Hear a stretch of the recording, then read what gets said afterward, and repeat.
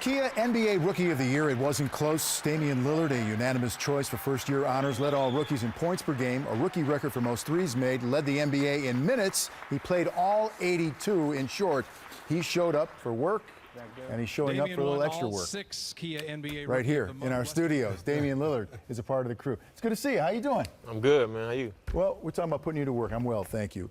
Did Twitter for NBA on TNT. First of all, tell us how that went the night before. It was a lot of fun. I mean, I got a chance to get some questions from people. I got a chance to talk about the game and kind of tell people what I thought about what was going on and how I felt about some players. And it was fun just being able to vent a little bit.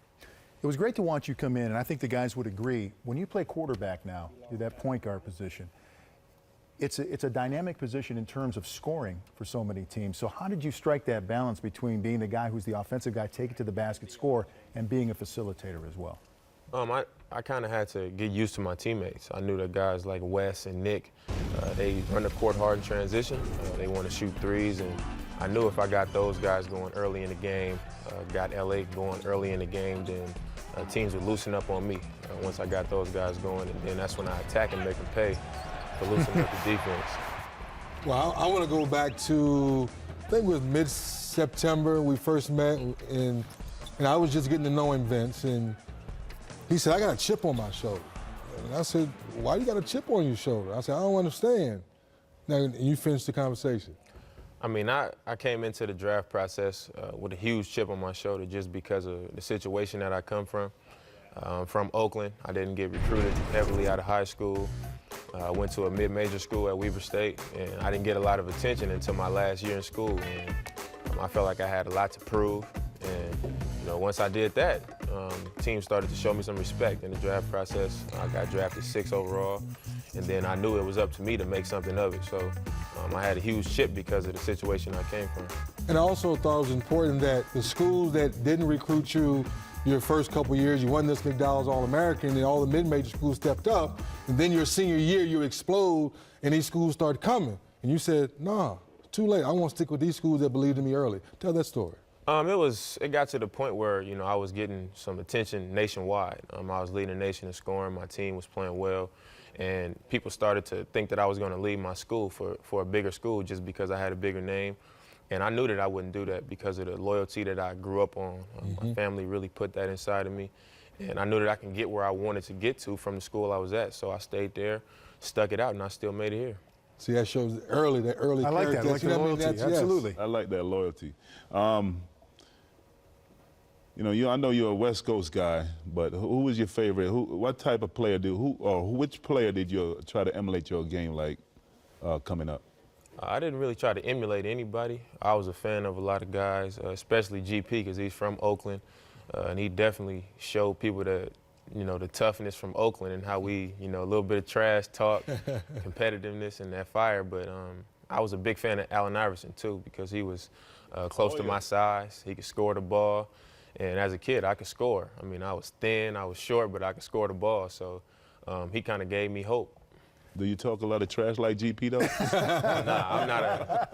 I'm not a big trash talker, but, I mean, that same fire that he got inside of him, I got that in me, too. Yeah, don't test him. Don't test him. That's what he says. Give us a little insight on working with this against this great point guard matchup that's going on in San Antonio with Steph Curry and Tony Parker. Start with Steph, who's put together this amazing season and these amazing strings of scoring that he's had in games. I thought Steph should have been an all-star this season, especially because of how well his team is playing. I think he's the reason why they made it this far. And, he can really score the ball. Just matching up against him, he can really get you off balance and raise up and shoot at any time from anywhere. And I think his ability to pass the ball is underrated. And, he's really leading his team right now. Well, which guy would you say between those two? You say, I got to get a little extra rest tonight because this guy's a heavy pick and roll guy, or because Curry can shoot, or Tony Parker really likes to turn that corner and get into the paint? I think both of them I need extra rest the night before, but maybe a little bit more for Steph because he's younger. Okay. And he scores the ball. I mean, he's explosive. He can come out in the third quarter with 7 points, and then by the fourth quarter, he got 35. So, right. I mean, I think he's really explosive scoring the ball, and he can really pass. So, you being a student of the game that you are, and it's been fun to get to know you over this past year. Do you sit back when you're in your locker and you look at the scouting report and say, man, every team has a point guard that brings something to the table. I really have to stay focused and bring something every night to prove I can be on the same level, if not better? It's a lot of film, actually. I mean, the scouting reports, some people look at them, some people don't. I actually do because I want to see what they've been doing. But I think the film is the biggest thing for me because I get to see how they're doing it, you know, how they like to score, you know, what time in the game are they going to try to be aggressive, when are they going to get their teammates involved. And for me, it's just going out there and making sure I match up with them, not let them outplay me. So the biggest thing is to go out there and compete against the opposite point guard. David, you said that you were a tough kid, so much so that you thought about maybe being a pro wrestler at one time. Right? You wanted to channel that. Were you a wrestling fan? Yeah, I was a big-time wrestling fan. I watched it every Monday, every Thursday, WCW and WWF. I mean, I saw every show, every pay-per-view. And as a kid, that's what I wanted to do because I was so infatuated by it.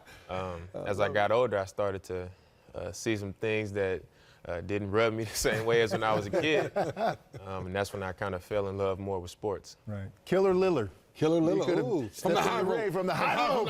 From the top rope. Coming down on you. He may not be killing as a wrestler, but he's killing as a basketball. I'm glad you picked basketball. Thank you very much. Damian Lillard, thanks for stopping by. I do appreciate it.